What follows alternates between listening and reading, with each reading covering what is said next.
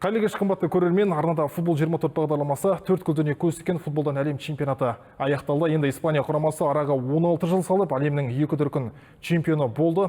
Енді бұл мундиалда тағы несімен ерекше есте қалды және биыл жыл үздігіне берілетін алтын доп кімге беруі мүмкін, осы сұрақтарды қазір сала мамандармен талқылайтын боламыз. Ендеше студия қонақтарымен таныс болыңыздар. Спорт сарапшысы Қанат Базылхан және кәсіби футболшы Мәди Шауалиев. Қош келдіңіздер.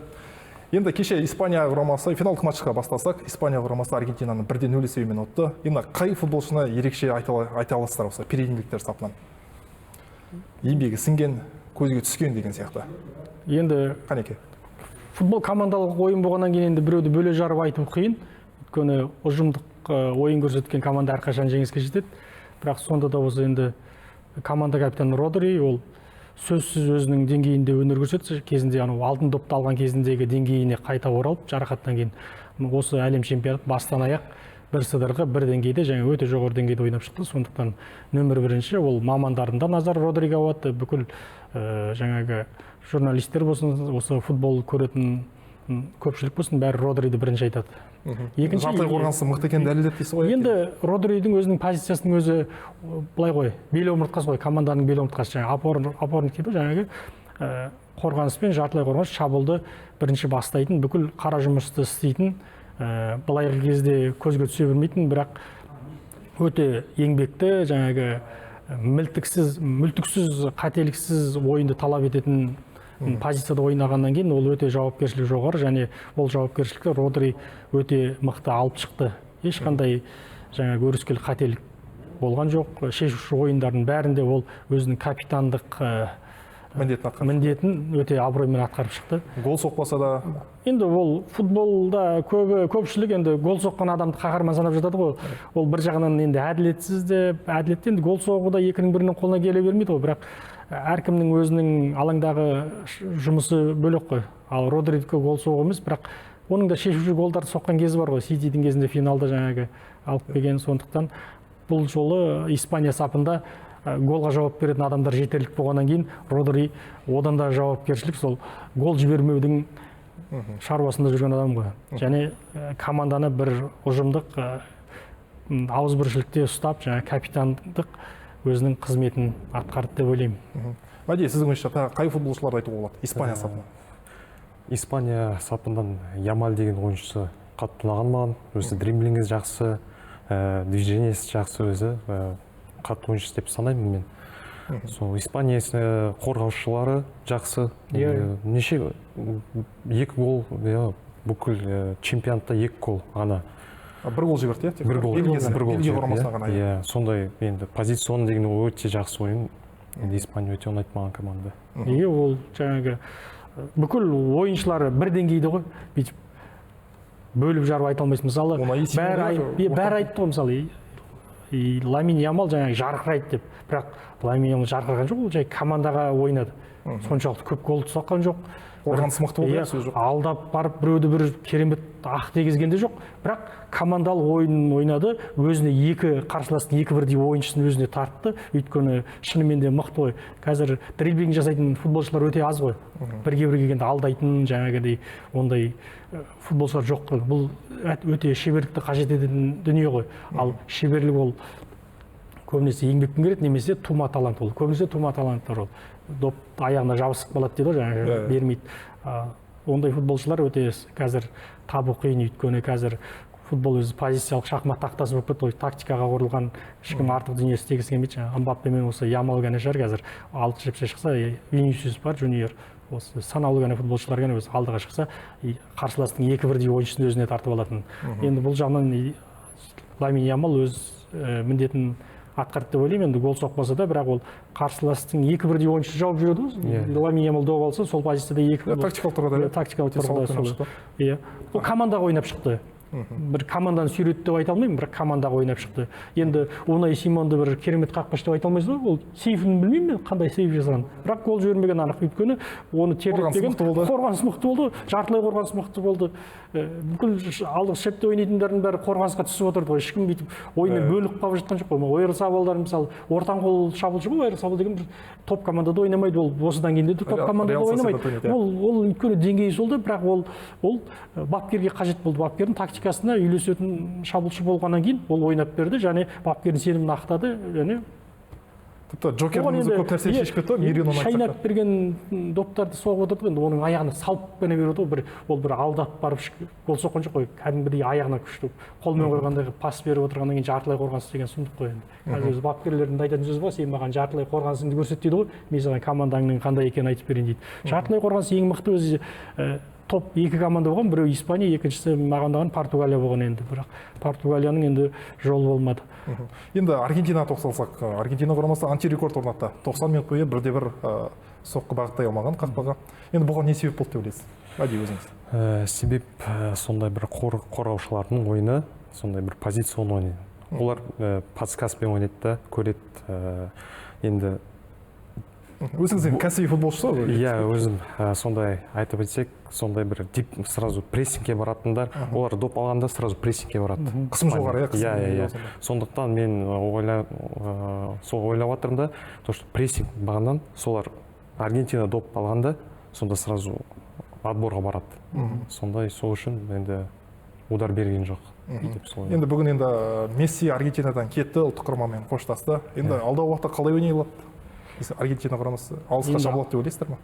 Қиын болады, өйткені Мессидің масштабы өте үлкен, ауқымды ғой. Месси деген ол галактика ғой, енді ғалам ол. Өйткені Аргентинадан да асып кеткен ойыншы ол.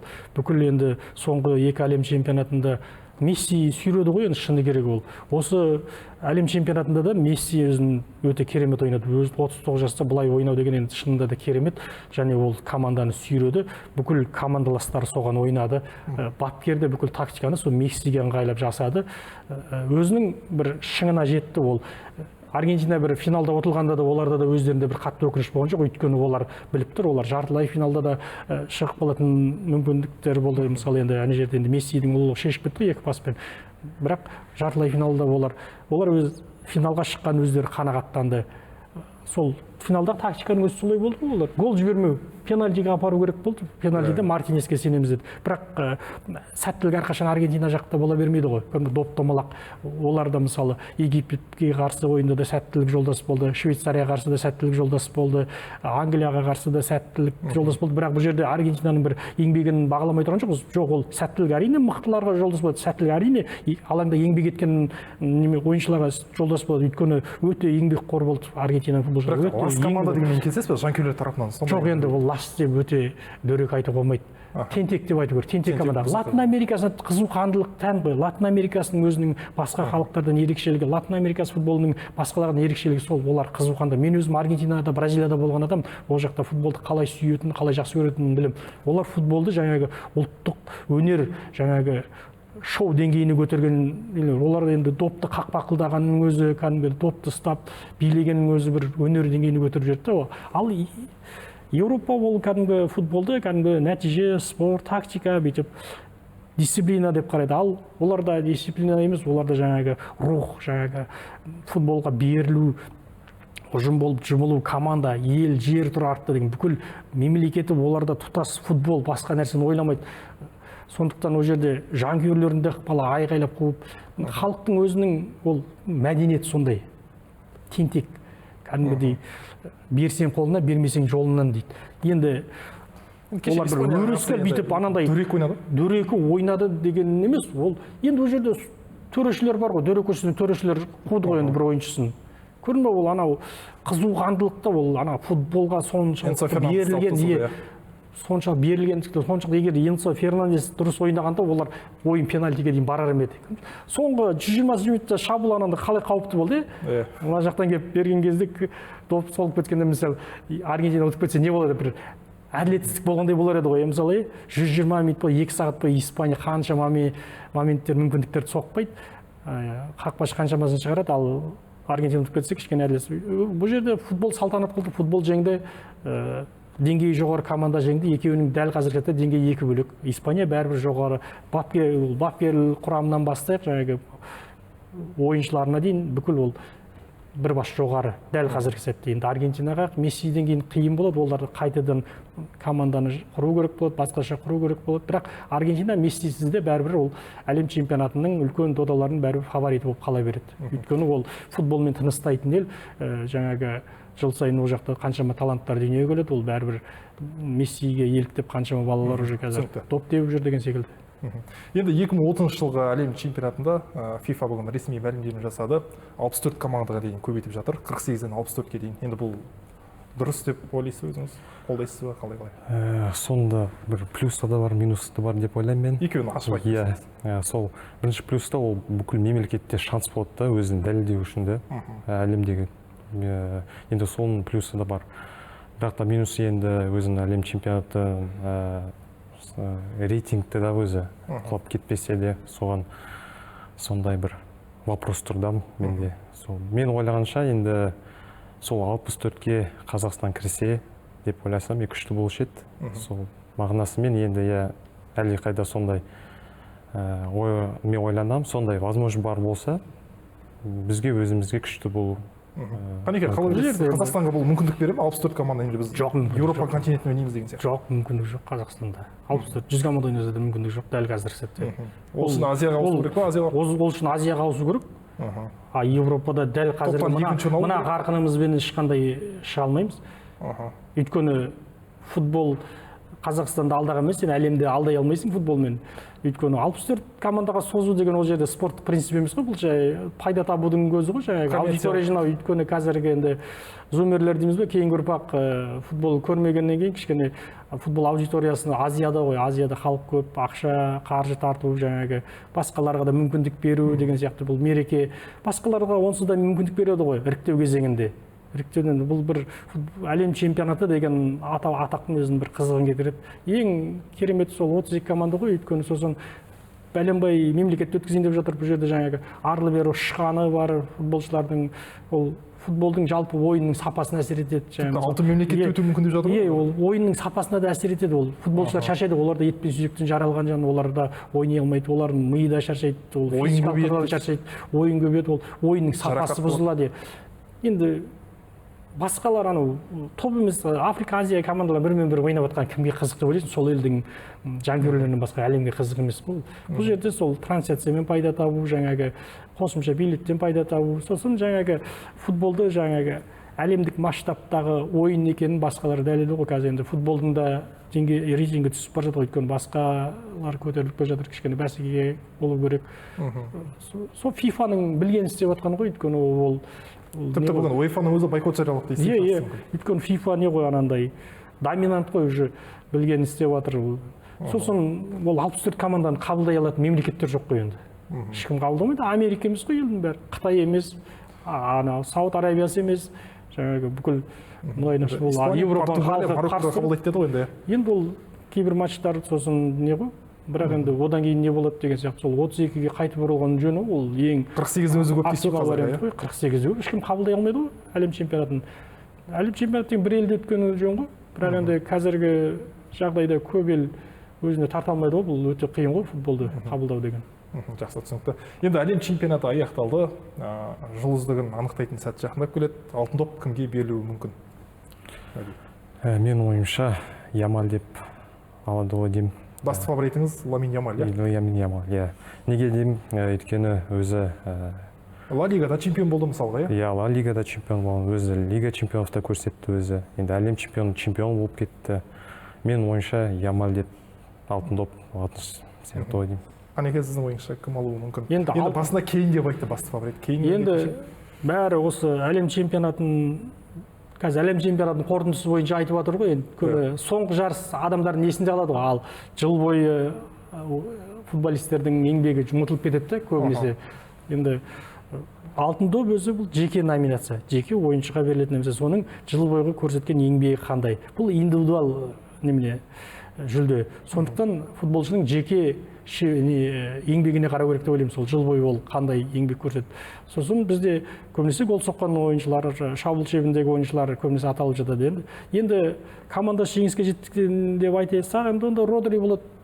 Бірақ Родри чемпиондар лигасымен ағылшын премьер енді лигасында тағы солай болды. Жоқ, енді біз айтты ғой, чемпиондар, кім әлем чемпионы болса, сол команданың сапында қалу керек.